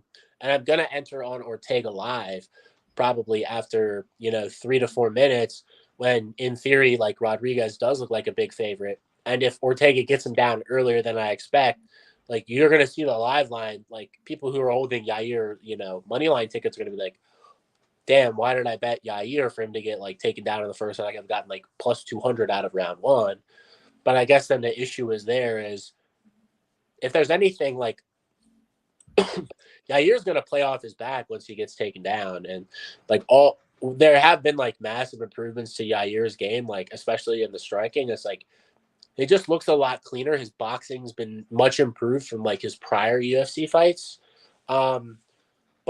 And I wouldn't say like Yair is wilty or he has like cardio issues, but like Ortega like kind of pushes the pace and he sort of, either loses until he finishes you, or he like finds a big moment and finishes you, or like you get tired and he separates himself, or he like lands something big and he starts to separate himself. So that's kind of what you're hoping for if you're on the Ortega side, right? But for every moment they're on the feet, like there is a likelihood that like Yair lands something crazy and puts him out, because that's what he seems to do. He just seems to find like highlight reel finishes. Like, he's incredibly dangerous, and like I'm sure he could hurt Ortega like at any point of this fight, if you're betting on Ortega. So I personally think like as the fight gets extended, Ortega probably looks bigger favorite in like round 3, round 4, round 5, most likely, if he's getting his game going. But if he's not early where I expected, like I'm interested in like getting Ortega. I wouldn't be surprised if I got like Ortega like plus 175, like plus 200, like in the first couple minutes of round one, because I expect Yair to look like a 70-75% favorite early until the fight actually starts and Ortega just starts, doing what Ortega does, just like literally has with his high guard, just walking forward into punches and just like pushing him up against the cage, like, clinching, stomping on his foot, like trying to drag him to the mat. Pretty much like what round one looked like. I expect the fight to kind of look like that until Ortega, hopefully, in theory, for better, Ortega gets him down. Mm-hmm. Yeah, I think he's gonna get, like, the fact it wasn't even like a clean takedown. He muscled him down, and the fact that's how he did it. Like, if I'm betting Yair Rodriguez, I don't know. I'm worried about that if I'm backing him, and I'm not for that. That's one of those reasons. Yeah, it's weird. It's weird that like we watch like 3 minutes of a fight and like the line flips. It's like the fight never even played out. Like, Who if was the any, favorite the first time? Do you know? Ortega was like minus 150 favorite the first time, minus 160. And this line's like flipped around now. Minus 185. I'm seeing closing. Wow, yeah, a little bit deeper. Yeah, so the line is flipped from the first fight. So I guess the line's driven by like the shoulder surgery, right, and the narratives around, Ortega. And then I think after this fight they had the it was the Emmett fight. So this line is like solely based off of the Emmett performance. If you think about it, it's like it's the Emmett performance. It's like the first 3 minutes of this fight, which to me like make me kind of want to side with Ortega, and then like the shoulder surgery with Ortega. So he's been off for 2 years. 1 year, probably like about 8. I think it was like a rotator cuff or something. It's like probably like 8 or 9 months recovery time until he's like 100%. So he's in theory been like, I'd hope so, like in the gym for like a reasonable amount of time to prepare for this fight. Like maybe he's got something new. Like, I don't know, maybe he's improved his wrestling a little bit. Like, we don't really know. So it's hard for me to think like this fight doesn't look like a lot closer than this line indicates. And to me, like Ortega should probably be the favorite again, like if there were no shoulder concerns or like no narratives, or like if the Emmett fight didn't happen. So yeah, Tyler pretty much saying what we're saying with the layoff and everything. Yeah, honestly, the more I looked at it, the more I'm happier with the bet that I made by accident. I don't agree with that. You just live bet if Ortega looks fine. Like there's no reason, like, because why would I pass on a fight if I think Ortega looks good and it's like minus 125? It's like I thought Ortega should have been the favorite, like probably like it was in the first fight, like minus 185, like closer to 65%, and you're giving me 60%, like 55%, maybe 55%, like halfway through the first round. And I think Ortega looks fine post shoulder surgery. It's like, why am I going to pass? No, let me enter live because I have enough data on Ortega for me to assume that he looks fine. And that there are I don't have like concerns with like how he looks rusty, blah, blah, blah. It's like, why would I hold myself back from making money or getting value in a spot that I thought had value? Like, just because I think he has issues. So pre-fight. Yeah. I mean, it makes sense, but he's the underdog, right? So yeah, he's like plus 130 now. Yeah. He's the underdog. It's like, how much value does it have? Right. So it's like, if a fully healthy Ortega to me is like 60%, right, and they're giving me plus 130, is that value worth it for me to take a shot? Is that like 10%? Is that 10% equity worth me entering a position to take the shot that Ortega looks fine? To some, it might. Like, that's up to you to decide, but that's something that I'm thinking about as well. And you kind of have to figure that out when you're thinking about these narratives. Yeah. For me personally, at this point, like I mentioned, I'm pretty happy with my accidental bet at this point. I actually I'd rather take the over than pick a side because I don't really see a finish happening at a high clip. I mean, I get it. I get how it can happen. Ortega can be off with the shoulder. Maybe he gets knocked out because he's pretty hittable. Maybe he can sub Yair. I think the most likely outcome is we go to a decision, whoever wins. So at plus money, like pretty serious plus money, I'm pretty happy with that bet, even though it started by an accident. I'm not getting off of it. I'm not rushing to arb off or anything like that. I rather that than pick a side right now. I like it. I like it. I favor. I mean, I actually like Ortega by decision. Like I bet Ortega decision at like plus 850, like when the line came out. So No way. That's holy shit. Oh what's wow. what's Ortega decision right now? Plus 700. Yeah, I mean, Yair seems like a pretty hard guy to finish. Like, and if Ortega, I mean, if Ortega gets top time here, like especially to like bank some rounds or cage clinches, just maybe he wins a round or two, like late.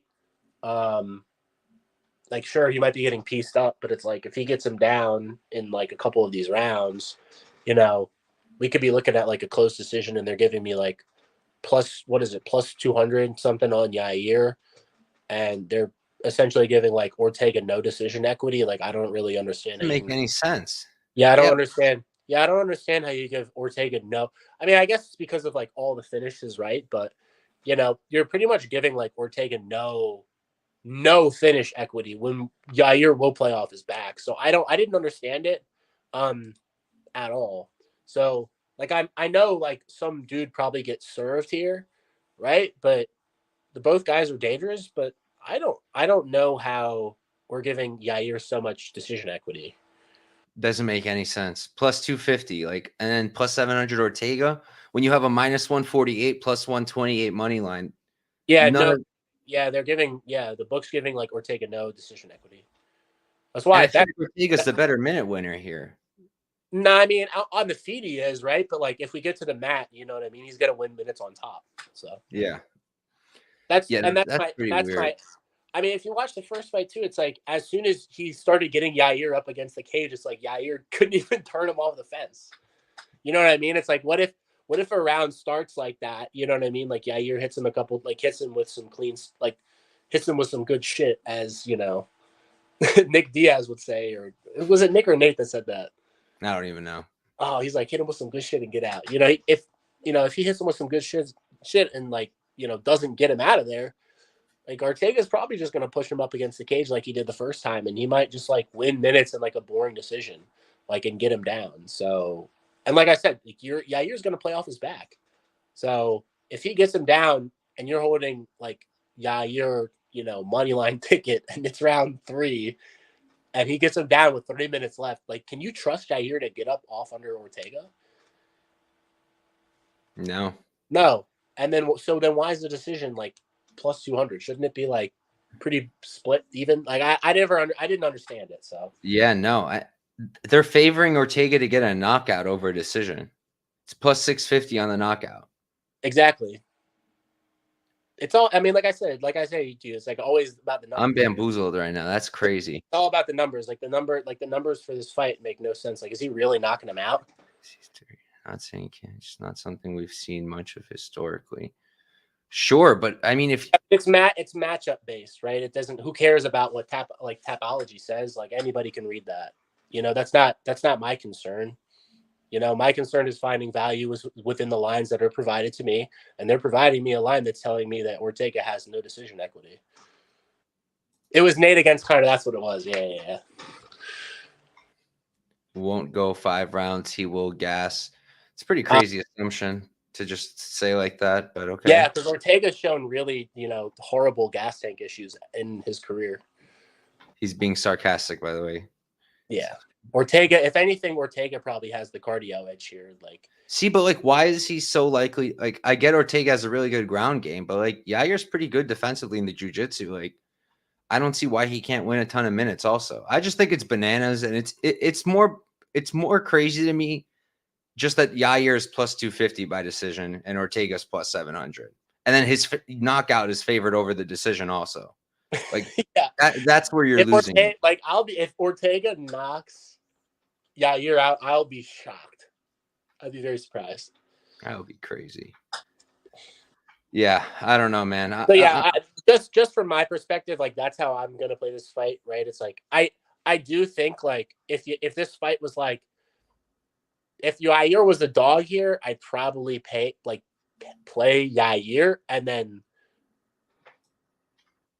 if Yair was a dog here, I'd probably like play Yair and then live bet Ortega, right? But because like he's juiced and I kind of lean Ortega, I have to think about it like that. Yeah. I don't know. None of this makes sense to me. I'm happy with my bet at this point. I'm good. Just gonna keep my decision up and go and move on.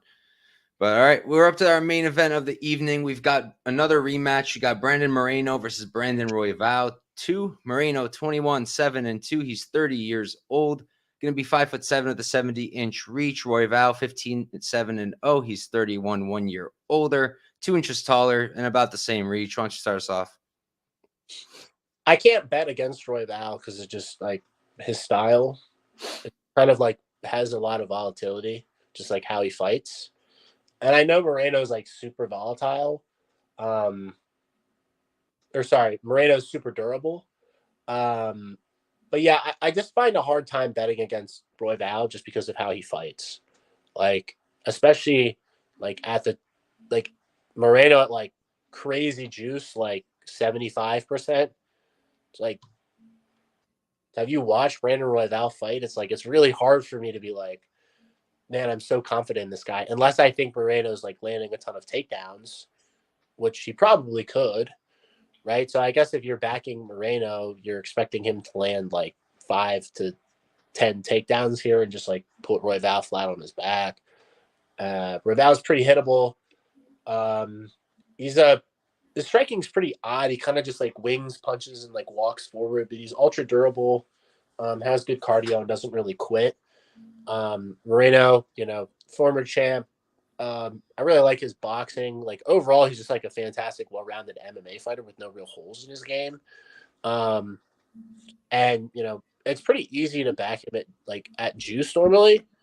Like I would kind of consider it if it was like minus 200, like 60-ish, 65%. Maybe I'd get there. But kind of like 75% against a dude like Royval, as dangerous as Royval, I kind of feel like the line might be a little wide because you're pretty much paying like 25% like for Royval to possibly finish within the side of the distance, or maybe like win some minutes late, which is kind of like Homer Simpson, like pretty much Homer Simpsoning like Moreno late here and like winning round 4 and round 5 if he goes. But Moreno could just also look like massive favorite, like if he's landing takedowns and Royval just can't get off his back. So like this is a clear like stay away fight for me. But I'm not sure what the over is at right now. I think it's like minus 140. Like I think so. Minus 140. Minus 145 for the over 3.5. Yeah, like I think I definitely lean over here because like you're not paying a ton of juice for two guys that seem like incredibly hard to finish. Like historically, like Royval has been finished like hardly ever. I think it was the first Pantoja fight he got choked out. Mm-hmm. And then Pantoja on your back, like he survived Pantoja on his back for 5 rounds, so he's clearly fixed some grappling, like defensive grappling issues or submission like defense issues that he might have had, but I don't really think about it when it's Pantoja on your back. Like that's a whole different animal. So I lean over here if like I was gonna play something. Probably like Moreno decision. Like I know it's kind of square. Tower's getting beefy with you. What's this dude talking about, man? Because I think you said something the Ortega thing with him only winning a decision against Zombie out of 11 fights. Yeah, so why does that matter? Like historically, it doesn't matter though. So something else matters historically now. It's because of the price. It's not because of like what happened before. It's because of the price that matters. It's not. Okay, good. I was about to say. About to show up and hit this guy with a double leg. Honestly, it would be a pretty good fight. Except I think Tyler's much smaller than you. No, I probably get him down easy. Tyler trains, bro. He owns 2 gyms. Me too. Yeah, in your basement. No, okay. No, okay, we'll see. You done with your breakdown though, or are you still going? No, I'm pretty much good with this one. Like I feel like the over is really the only way to play this fight. Like I mean, like I don't want to parlay Moreno because like Royval is dangerous, you know? Yeah, So. I get it. I didn't see it. It was like minus 250 on Moreno earlier today. And then the line, I guess, went down out of nowhere, minus 290 now on Moreno. I still don't have any interest on betting Royval, though. I passed on the Pantoja fight. I didn't back Pantoja despite thinking he'd win and despite loving Pantoja. I passed just because I don't like betting against Royval, similar like you said. He's burnt me so many times because I don't love his skill set, and then he still pulls it out half the time. But I just feel like Moreno's got everything he needs to win this fight and everything he needs not to lose this fight. Like he's very durable, super well-rounded.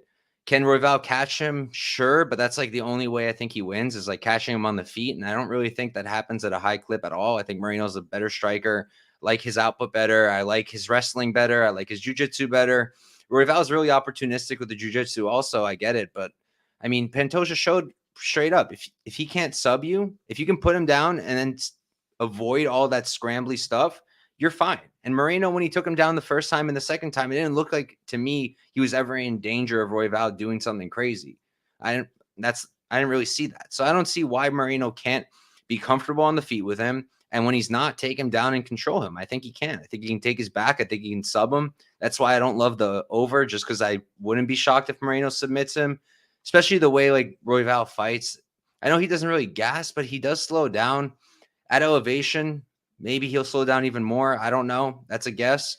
But for me, I just think Moreno wins this at a pretty high clip, and I don't really have any interest in backing Royval, even if he's like plus whatever it is, plus 200, plus 245. Like, then just bet on the finish. Because is he going to beat Moreno by decision? How? I don't really see how that could how that would happen. So I'm pretty confident in Moreno in this one. Yeah, maybe a way. Maybe you play like the over and like Royval, like inside the distance, no action or something like that. If you are interested, like Moreno decision with like Royval inside the distance, no action. If it's like both plus money, it's like kind of. But then if Moreno subs him, you're clipped. Yeah, it's like a degen way to play it. Personally, I just like the over. Like I don't really see like I don't know. It's hard for me to find value on this fight like outside of like Royval's sub prop maybe, right? Like that probably has some value because it always does until it doesn't hit, you know. I donated on that like against Pantoja, and it's like, dude, like nobody's gonna sub Pantoja. Like this guy's not gonna tap. Like this dude wouldn't tap to like a boa constrictor. So like I don't know why. Sometimes you make bets. You're like, bro, I love that guy. I can't believe I just donated like a half a unit to this stupid prop that I was never gonna hit. But I definitely feel like the over is probably the play here, and like Moreno decision would probably be the way I would do it. Yeah, like fair enough. What's Moreno decision no act like decision only? It's a good question. Let me check.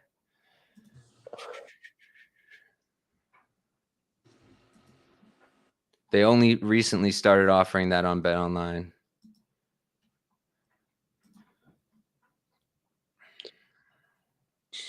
And they took it off. They don't have it anymore. They lost last week, and they just took the prop off altogether. Yeah, like if I was gonna play it like Moreno decision only, like even if it's juice, like 60, I think that's gonna be juice to hell. Even if it's like 65%, 70%. Yeah, that's awful. Damn. Yeah, I don't want to play that. Yeah, it makes sense, but I would never play that. Yeah, I mean, I'm just trying to find an angle to play the fight, like especially if we feel like it's going the distance. So yeah, you'd probably just play like GTD or an over. Personally, like I don't know how either of these guys finishes each other, unless like Moreno maybe gets Royval into like an advantageous position, or like Moreno sticks his head into guillotine. But it's like if Moreno sticks his head into a guillotine, do I think he's going to tap to it? It's like no, he's probably going to go out. So, yeah, I feel like Moreno's going to sub him. That's what I think is going to happen. Honestly, you think so? You think if we go under, it's Moreno sub? Mm-hmm. That's the way. What is he going to sub him with? Rear naked? Why not?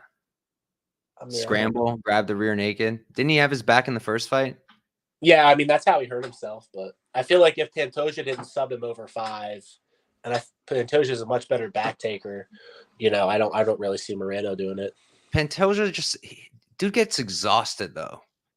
That dude gets tired. He fights through it. Obviously, he's a champion still, despite 2 back-to-back 25-minute fights. But like, the dude gets tired, and you can tell Moreno doesn't get tired. I mean, he took Pantoja. You remember the first fight? I mean, or the whatever they fought like 3 or 4 times. Pantoja took Moreno's back in the 5th and won that fight. So if you want to talk about like, oh, he gets tired, it's like, dude, he beat Moreno because he took. He gets tired, but like I said, he fights through it. But like, yeah. He does slow down. Yeah, but if we're talking like,